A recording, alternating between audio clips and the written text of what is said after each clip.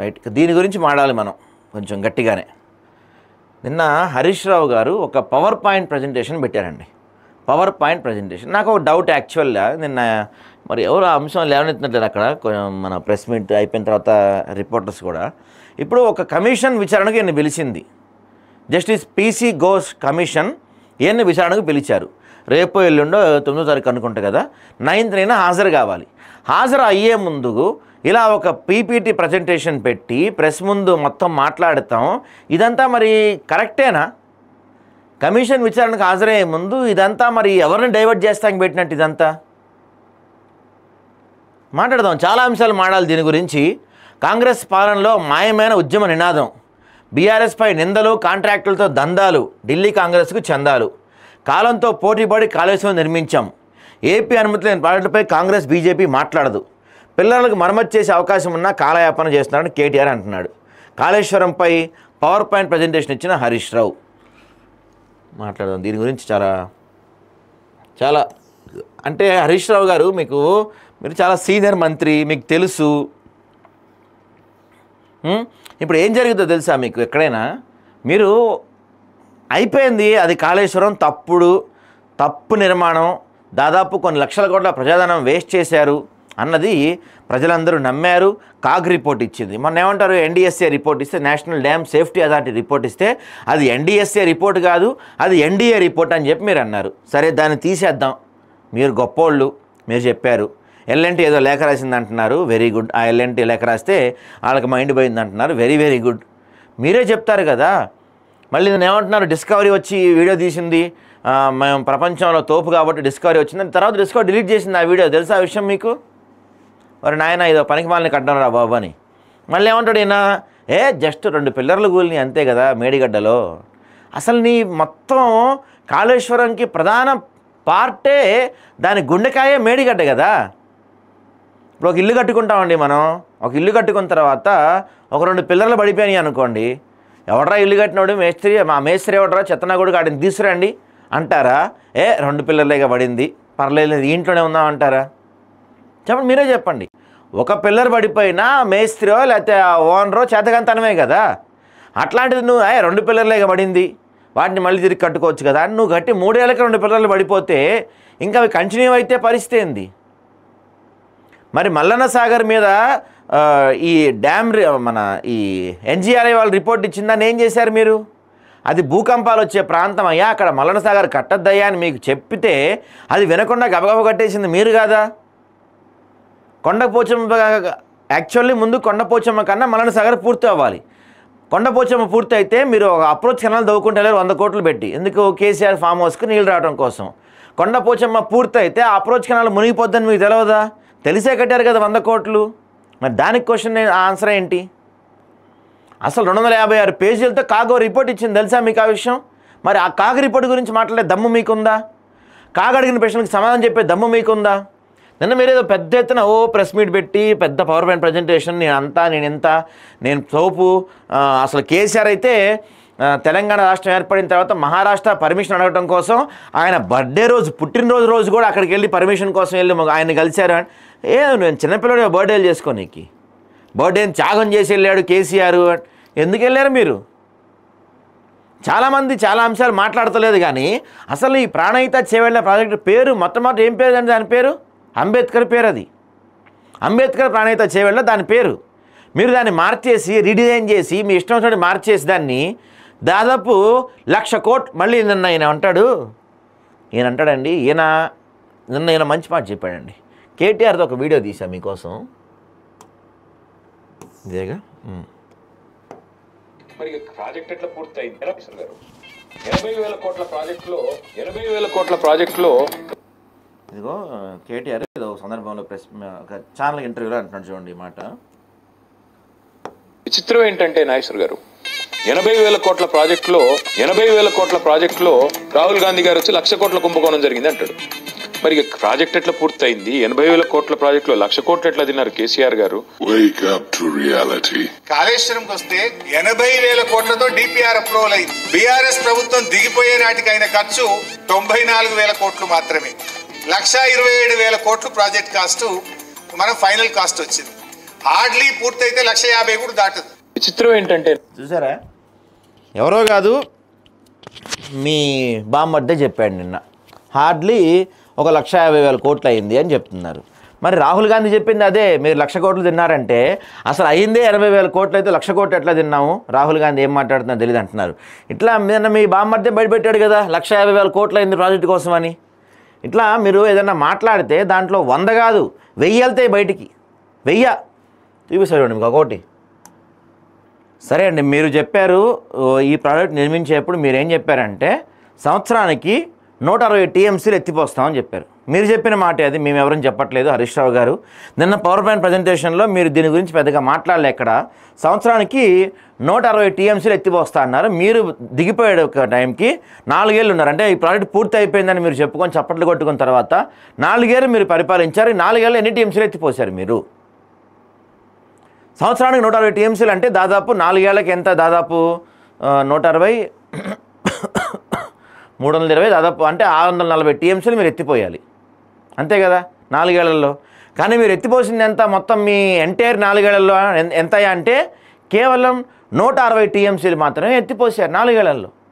మరి మీరే చెప్పారు కదా సంవత్సరానికి 160 TMCలు ఎత్తిపోస్తానని, ఎందుకు ఎత్తిపోయలేపారు అక్కడి నుంచి మీరు?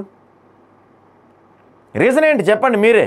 ఇది ఒక ఇంజనీరింగ్ అద్భుతం, కేసీఆర్ మెదడు బయటికి తీసి దీన్ని తయారు చేసిండు, ప్రపంచంలో కల్లా దీనికి మించిన గొప్పది లేదు, NDSA రిపోర్ట్ తప్పు అని చెప్పి మీరు మాట్లాడుతున్నారు కదా. మరి నిన్న మీరు మాట్లాడిన ఈ 2-3 గంటల ప్రెస్ మీట్లో, అదే ఈ పవర్ పాయింట్ ప్రజెంటేషన్లో కాగ్ రిపోర్ట్ గురించి ఎందుకు ఎక్కడ మాట్లాడాలా మీరు?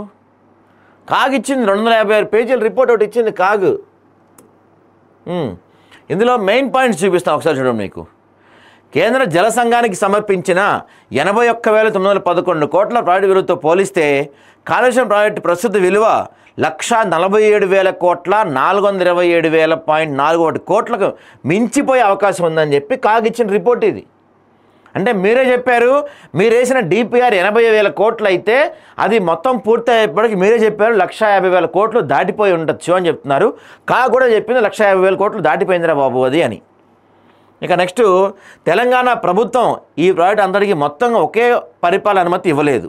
దీనికి బదులు ప్రభుత్వం 1,10,248.48 కోట్లకు మొత్తాలకు విడివిడిగా 73 పరిపాలన అనుమతులు జారీ చేసింది. పైగా ప్రాజెక్టు కోసం నిధులు ఎలా సమకూర్చారనే విషయంపై ప్రభుత్వం నుంచి ఎలాంటి ఉత్తర్వులు లేవు. అప్పులు తెచ్చారు వెళ్ళి వీళ్ళంతా విపరీతంగా 11%, 12% అప్పులు తెచ్చారు. EMI స్టార్ట్ అయిపోయింది, నెల దాదాపు 13,000 కోట్లు EMI కడుతున్నాం దీనికి మనం, తెలుసా తెలంగాణ ప్రజలందరం కూడా. ఈ ప్రాజెక్టు మొత్తం 86,788 కోట్లు ఖర్చు చేయగా, అంటే 2022 మార్చి నాటికి అందులో 55,807 కోట్లు అంటే 64.3% KIPCL సేకరించిన బడ్జెట్ ఇతర రుణాల నుండే వెచ్చించడం జరిగింది. అంటే దీనికి ఏమీ బడ్జెట్ వేయలేదు. ప్రాజెక్ట్ యొక్క వ్యయ నిష్పత్తిని హెచ్చుగా చూపించడం జరిగింది. తక్కువగా చూపిన 81,911 కోట్ల ప్రాజెక్ట్ అంచనా విలువతో చూపిన ఆ ప్రాజెక్టులో BCR 0.75గా తేలుతుంది. ప్రాజెక్టు కోసం తాజాగా అయ్యే అవకాశం ఉన్న అంచనా విలువ 1,47,000 కోట్లు తీసుకుంటే BCR 0.52గా తేలుతుంది. అంటే ఈ ప్రాజెక్టుపై వెచ్చించే ప్రతి రూపాయికి కేవలం 52 పైసలు విలువ ప్రయోజనం మాత్రమే చేకూరుతుంది. ఆరంభం నుండే ఈ ప్రాజెక్టు ఆర్థికంగా లాభదాయకం కాదన్న విషయాన్ని ఇది సూచిస్తుంది. అంటే ప్రతి రూపాయిలో ₹1 ఖర్చు చేస్తున్నారు, మిగతా ₹1 వేస్ట్ అయిపోతుందని కాగిచ్చిన రిపోర్ట్ అండి ఇది. దీంట్లో అత్యంత కీలకమైన పాయింట్ ఇది చూడండి, అసలు ఒకసారి షాక్ అయ్యే పాయింట్ అనమాట ఇది. మరి ఏ ఇంజనీర్ కట్టాడో దీన్ని, ఏ ఇంజనీర్ ఒప్పుకున్నాడో, ప్రపంచ మేధావి ఎవడు కట్టాడో తెలియదు కానీ, అంత పిచ్చోడు ఎవడో తెలియదు కానీ, కాగిచ్చిన ఒక పాయింట్ చూడండి. ఈ ప్రాజెక్టులో అన్ని పంపులు ఏకకాలంలో పనిచేసే అవకాశం ఉన్న సమయంలో అవసరమయ్యే గరిష్ట విద్యుత్ డిమాండ్ రాష్ట్రం మొత్తం వినియోగించిన రోజువారీ సగటు విద్యుత్ కంటే కూడా అధికం. రాష్ట్రం ఎత్తిపోతల పథకాలకు విద్యుత్ అందించడం రాష్ట్రానికి సవాలుగా మారుతుంది. అంటే ఈ ప్రాజెక్టులో మోటార్లన్నీ ఆన్ చేస్తే ఎంత పవర్ అయితే కావాలో ఆ పవరు రాష్ట్రం మొత్తం పవర్ వాడితే దానికన్నా కూడా ఎక్కువ అంట ఆ పవర్.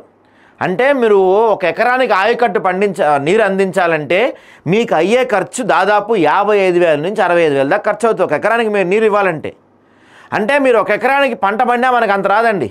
ఒక ఎకరానికి పంట పడితే బియ్యం మన వీటిని ఏమంటారు, వరికి కానీ జొన్నకు కానీ గోధుమలకు కానీ దేనికి ఇంత రాదు మనకి. అదేదో మీరు ఇంత పెద్ద ప్రాజెక్టు కట్టే బదులు ప్రతి రైతుకి ఎకరానికి ఒక 50,000 ఇచ్చింటే అయిపోయేది. దీనివల్ల ఉపయోగమైన ప్రాజెక్ట్ ఇది అని మేము పదే పదే చెప్తుంటే మేము కాదు కాదు కాదు కాదు ఇది తోపు ప్రాజెక్టు, దీని మించిన ప్రాజెక్టు ఇంకోటి లేదు, మేము ఇంత అని చెప్తున్నారు మీరు. ఇక్కడ చూడండి ఇంకో పాయింట్, పంపులు మోటార్లు వగైరా సరఫరా స్థాపన పనుల్లో గుత్తేదారులు కనీసం 2,624 కోట్ల మేర అంచుత లబ్ధి చేకూరే ఉండే అవకాశం తోసిపుచ్చలేం. టెండర్ ప్రక్రియ పూర్తయిన తర్వాత ఒప్పందాల్లో ధరల సర్దుబాటు నిబంధన చేర్చడం వల్ల 1,342 కోట్ల మేర నివారించదగ్గ చెల్లింపులు జరిగాయి. అంటే ఇక్కడ క్లియర్గా చెప్తుంది ఏంటి, దాదాపు ఏది పంపులు మోటార్లు వగైరా సరఫరా వీటి కోసమే కేవలం కాంట్రాక్టర్లకే దగ్గర 3,000 కోట్లు స్కామ్ జరిగింది ఇక్కడ దగ్గర. ఇదంతా కూడా కాగ్ రిపోర్ట్ అండి. దీంట్లో ఒక్కదానికి సమాధానం చెప్పగలుగుతారా మీరు హరీష్ రావు గారు? దీంట్లో ఒక్క పాయింట్కి సమాధానం చెప్తారా మీరు? ఈ ప్రాజెక్టు కోసం గోదావరి నది నుంచి రోజుకు 2 టీఎంసీల చొప్పున నీటిని ఎత్తిపోయాలని డిపిఆర్లో ప్రతిపాదించారు.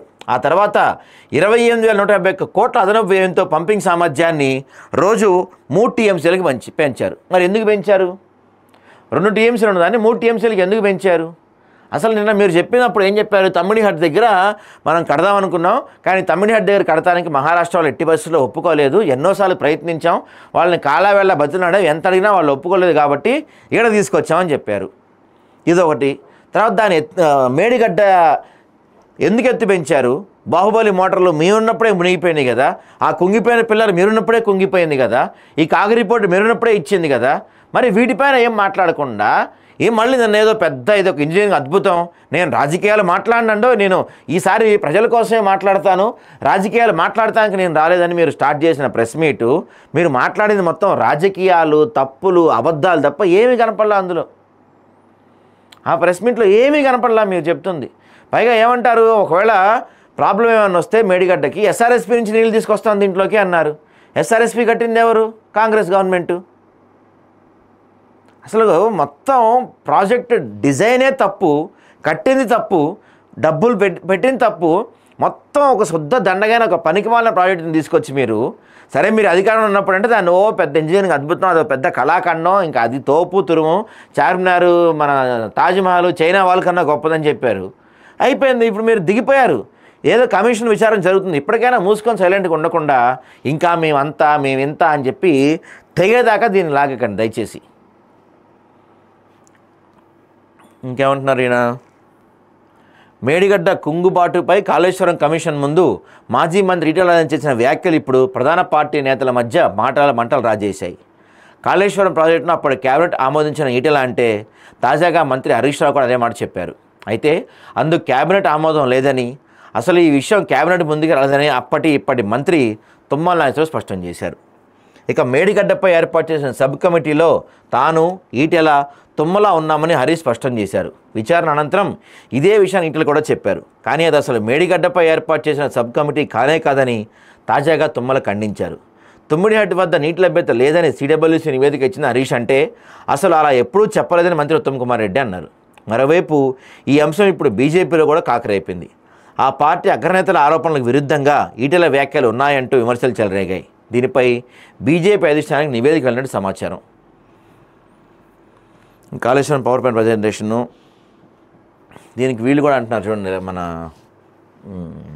తుమ్మల గారు అసలు కాళేశ్వరం విషయం కేబినెట్ ముందుకు రానే లేదు, 3 ఏళ్ల తర్వాత అంచనాల మార్పు ఫైల్ వచ్చింది, ఈ విషయాన్ని నిరూపించేందుకు నేను సిద్ధం, విచారణ కమిషన్ ముందు ఈటెల రాజేందర్ లేని విషయం ఎందుకు చెప్పారో స్పష్టత ఇవ్వాలి, అసత్యాలు మాట్లాడితే అబద్ధాలు హరీష్ అవుతారు, అన్ని వివరాలు విచారణ కమిషన్కి ఇస్తానని తుమ్మల గారు చెప్తున్నారు. ఇక ఉత్తమ్ కుమార్ రెడ్డి కూడా అడుగుతున్నారు చూడండి,